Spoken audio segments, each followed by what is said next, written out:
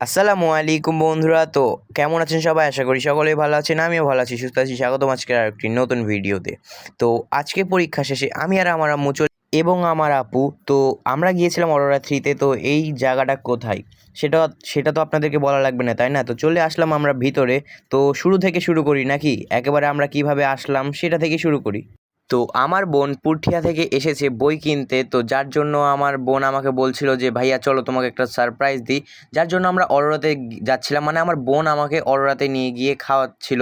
তো যার জন্য আমি আর আমার আম্মু চলে গিয়েছিলাম অরোরার সামনে। তো দেখতে পাচ্ছেন রাস্তাটা কত সুন্দর এবং আকাশটাও কত সুন্দর।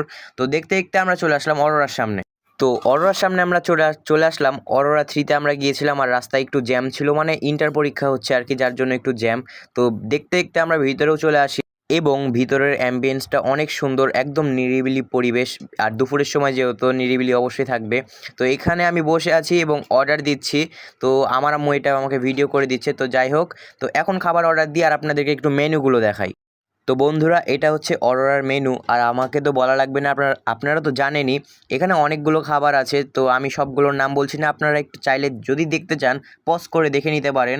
তো এখন আমরা খাবার অর্ডার দিচ্ছি, তো আপনাদের সাথে দেখা হবে খাবার অর্ডার দেওয়ার পরে। তো কিছুক্ষণের মধ্যে খাবার চলে আসে আর এই খাবারটা এত মজা ছিল যেটা বলে বোঝানোর মতন না। অরোরার খাবার অনেক ভালো এবং প্রাইসে অনেক রিজনেবল। তো এখন আমরা খাই। তো খাবার পরে আপনাদেরকে অবশ্যই রিভিউ দিব। তো আমি অবশ্য ফুড ব্লগার না, যার জন্য আর কি। তো খাবারের স্বাদ বলতে গেলে অনেক ভালো ছিল, অনেকই টেস্টি। যারা রাজশাহীতে থাকেন তারা তো জানেনই অরোরার খাবার কত সুন্দর।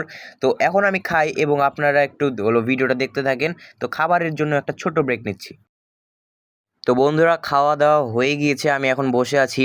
আর খাবার অনেক স্বাদ ছিল, মানে ফার্স্ট টাইম এটা অনেক ভালো লাগলো খেতে।